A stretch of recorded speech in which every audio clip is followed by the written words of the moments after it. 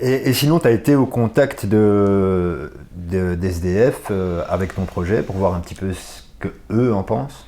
J'ai pas vraiment eu le temps.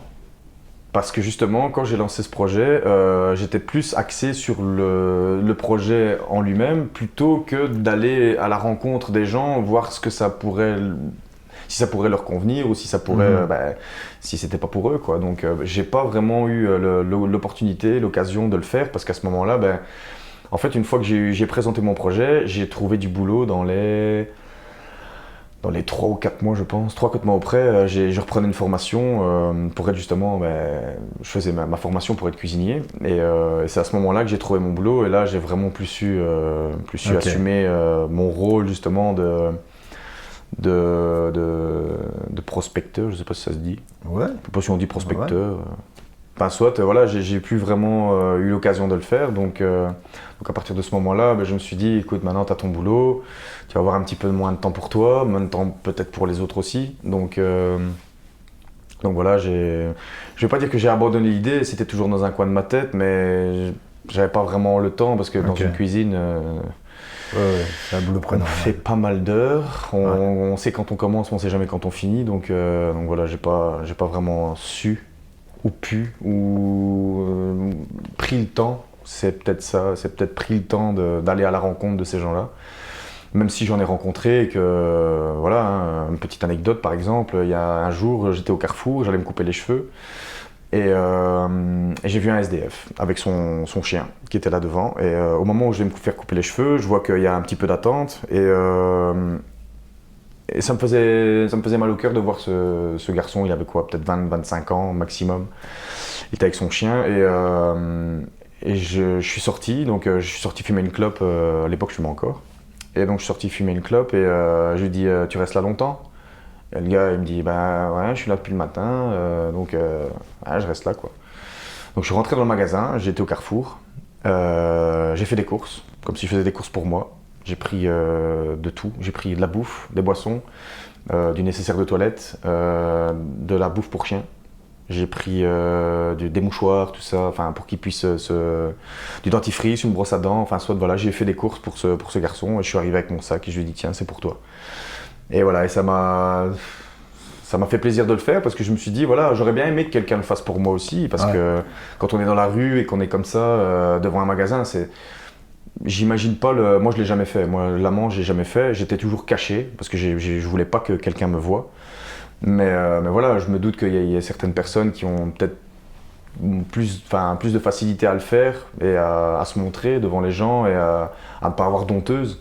Mais moi personnellement, j'étais trop honteux Mhm. de me placer devant un magasin ou devant une banque ou à faire la manche, je ne pouvais pas. Mais voilà, comme je dis, je donne peut-être pas d'argent, parce qu'on ne sait pas ce qu'ils en font de l'argent, mais voilà, je donne de ma personne et voilà, je lui ai fait, je me souviens encore, le ticket, c'était 17,15 €. Je m'en souviendrai toute ma vie. Ça marque, des trucs comme ça marque. Ouais. Et 17,15 € de course pour lui, pour son chien, et il en avait pour 2-3 jours, quoi. Donc mais moi, ça m'a fait plaisir de le faire parce que je me suis dit, voilà, j'aurais bien aimé que quelqu'un le fasse pour Bah moi. ouais, Après, parce que personne, enfin, si, il y a des personnes qui m'ont aidé quand j'étais à la rue. Mais voilà, je n'ai jamais rien demandé à personne. Les gens se sont aperçus du fait que j'étais SDF parce que forcément ça se voit. Quand on est SDF, on est mal coiffé, même si aujourd'hui j'ai pas trop fait d'efforts. Mais je veux dire que voilà, ça se voit, ça Et se sent, ça se sent aussi. comment tu t'es retrouvé dans la rue en fait? Je me suis retrouvé SDF parce qu'en fait j'étais militaire. J'étais 2 fois militaire, en 2007, en 2011, et la deuxième fois que je suis rentré en 2011 et j'ai été viré en 2000, que je dise pas de bêtises, en 2013, donc le 5 mai 2013, je pense que j'ai été viré. Et en fait, une fois qu'on est viré de l'armée, on n'est plus rien, quoi. T'as droit à rien du tout. Ouais, exactement. Ouais. Donc voilà. En fait, moi, juste avant que je quitte l'armée, enfin que je me fasse virer de l'armée, quelques mois avant, ils m'ont dit oui, t'inquiète pas, on va prendre en charge le fait que tu sois devenu civil et on va t'aider à retrouver du boulot, à retrouver un appartement, à retrouver une vie sociale dans le civil. J'attends toujours. Ça fait 7 ans que j'attends qu'il me trouve un appartement, qu'il me trouve un boulot. Et voilà, j'ai dû me démerder tout seul, encore une fois, comme toujours. J'ai toujours dû me démerder tout seul. Mais voilà, je me suis retrouvé à la rue parce que moi j'attendais que à ce moment-là d'avoir un coup de main, un petit coup de pouce de l'armée et ça s'est pas fait. Et voilà, de peur aussi d'alerter, enfin pas d'alerter, mais je veux dire d'inquiéter mes parents en disant ouais, je me suis fait virer, j'ai plus rien, j'ai plus de toit, j'ai plus rien du tout. Je me suis retrouvé un petit peu à la rue et puis j'ai eu la chance aussi de rencontrer des personnes qui m'ont aidé là où j'étais. Donc une fois que je suis sorti de l'armée, j'étais à Florène à l'armée, à Florène et à Philippeville, là où j'habitais à un certain moment. J'ai rencontré des personnes qui m'ont hébergé et qui m'ont aidé, qui m'ont vraiment bien permis de remonter la pente. Alors que justement à ce moment-là, comme je dormais à la rue, j'ai chopé une maladie, ça s'appelle la méningocoque. En fait, c'est des streptocoques à méningite en fait. Ouais. J'ai chopé ça à l'œil ici et j'ai failli crever. J'ai vraiment failli crever. Et en fait, le médecin m'a dit si vous veniez une semaine après, vous perdez votre œil. Ça se transforme en méningite et cerveau mort et voilà, et mort cérébrale et vous êtes mort. Ah ouais. Donc si j'avais pas eu cette personne-là qui m'a recueilli à ce moment-là, je pense que je serais mort aujourd'hui. J'ai toujours eu des anges gardiens un peu partout et celui-là je l'en remercie, Nico, si tu me regardes. Il se reconnaîtra, je pense. Mais non, franchement, j'ai vraiment eu de la chance de tomber sur des personnes correctes et des personnes avec un cœur gros comme ça et qui m'ont aidé à sortir de tout ça et je leur en remercierai jamais assez. Et donc, quand tu t'es retrouvé à la rue, t'étais pas dans cette région-ci, t'es resté dans la région de Philippeville, c'est ça? Je suis resté à Florène, Philippeville. Pendant 2 mois, je suis resté à la rue. Puis j'ai eu cette personne-là qui m'a hébergé. Et puis j'ai dû partir de là, au cas de force majeure. Et une fois que je suis parti de là-bas et que je suis revenu ici, je me suis retrouvé à la rue. Donc j'ai encore passé plus ou moins encore 2 mois à la rue. Ouais. Donc en tout et pour tout, j'ai passé 4 mois à la rue. D'accord. Plus ou moins. Ouais.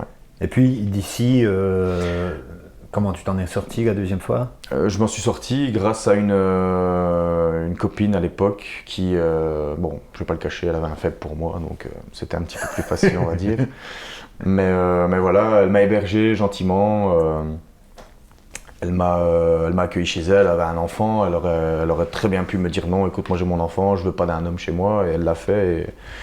Et je lui en remercie encore une fois aujourd'hui. Et voilà, je suis resté chez elle pendant un moment, celle qui m'a trouvé du boulot pendant le carnaval. En fait, ça tombait pile poil. En fait, le jour où je suis arrivé chez elle, le lendemain ou le surlendemain, c'était les sous-monces générales du carnaval. Et donc je suis arrivé chez elle et elle m'a proposé en tant que caviste chez Mehdi Mraka au Flanagan. Et donc Mehdi je le connaissais à l'époque, bon maintenant c'est un petit peu différent, on a une autre relation aujourd'hui. Mais voilà, elle m'a présenté, elle m'a dit écoute voilà, Kevin il cherche du boulot, machin, donc voilà, elle m'a présenté, et voilà, j'ai été travailler pour les sous-monces générales, puis j'ai fait le carnaval pour lui, et voilà, et puis j'ai vécu chez elle pendant 1 an ou 2 je pense. Et puis voilà, j'ai bourlingué. T'as raccroché, je me suis dit bon maintenant c'est bon, tu peux voler de tes propres ailes, donc vas-y quoi, fais. Et donc tu as dit que quand tu étais à la rue, tu avais honte, donc tu te cachais plutôt, ok. Donc tu as vécu un petit peu le regard que les gens portent sur les SDF, quoi. En fait, aujourd'hui, je me demande vraiment s'ils me prenaient pour un SDF ou pas, parce que j'essayais vraiment que ça ne se voit pas. D'accord. J'ai vraiment tout fait pour ne... peut-être qu'il y en a qui ont vu et qui m'ont dit ça va, elle a fait par moi, je sais, voilà, ça fait 3 jours que tu portes les mêmes vêtements, tu sens la transpiration, peut-être qu'il y en a qui me l'ont dit, je me souviens pas. Mais j'essayais de le cacher au mieux. Et en fait, il y a beaucoup de gens aussi pas qui m'hébergeaient, mais je veux dire, par exemple, si j'avais besoin de me laver ou quoi, ils étaient là pour moi. Ils m'ont dit tu peux venir prendre une douche chez moi, t'as faim, je te fais un truc, machin. Il y a beaucoup. C'est ça en fait le truc, c'est que j'ai eu beaucoup de chance. J'ai eu beaucoup de chance de tomber sur des gens corrects et des gens des gens qui m'ont aidé et qui m'ont pas jugé en fait. Okay. Il y a peut-être eu des gens qui m'ont jugé dans mon dos, ou peut-être qui m'ont regardé de travers et qui m'ont peut-être sali, ou enfin, je m'en fous, ces gens-là, je m'en fous, je m'en souviens pas et je préfère pas m'en souvenir. Moi je préfère me souvenir des gens qui m'ont aidé, qui m'ont permis de passer le cap et de m'en sortir dans la vie, quoi. Et tu t'es jamais dirigé vers les abris, Non. Les abris de nuit, etc. Non, à l'époque non, parce que j'avais honte. J'étais vraiment honteux. Je me dis non, je vais pas aller dans un abri pour SDF. En fait, avant j'avais cette mentalité-là de si tu côtoies la misère, tu vas retomber dans la misère. Okay. C'était ma mentalité. Et alors que maintenant, en fait, j'y suis allé un jour à l'abri de nuit pour avoir droit à une adresse de référence. Et en fait, si j'avais pas été à cet abri de nuit, j'aurais pas eu droit à un papier qui me permettait d'avoir une adresse de référence en fait. Pour régulariser ta situation, quoi. Voilà, pour régulariser ma situation. Et donc j'ai découvert des gens dans cet abri de nuit qui sont des gens comme nous, comme tout le monde, sauf que ils n'ont pas de situation. En fait, c'est des gens. Je me souviens d'un monsieur qui avait 2 enfants. Il avait 2 enfants et en fait il pouvait pas les voir à cause de sa situation, mais le gars c'était un entrepreneur. Il était, je pense qu'il était toiturier ou maçon, quelque chose comme ça, mais il travaillait dans le bâtiment, il avait une entreprise, il a tout perdu du jour au lendemain, sa femme l'a quitté, voilà, et il s'est retrouvé SDF et il dormait là. Et c'était quelqu'un comme on dit tout le temps, hein, les SDF, ouais, c'est des baraquis, c'est des gens qui boivent. Non, tous les SDF ne sont pas comme ça. Non, ce monsieur-là, c'était quelqu'un de très respectueux, de très respectable. Ça se voyait que c'était un gars qui en avait, qui avait du bagou, qui était quelqu'un, c'était un monsieur, quoi. Il s'est retrouvé à la rue. Donc en fait, on peut tous dégringoler de là où on est, de tout en haut qu'on est, on peut dégringoler. Oh, j'arrive pas à le dire. On arrive à dégringoler de tout en haut. Donc voilà, c'est. Ouais.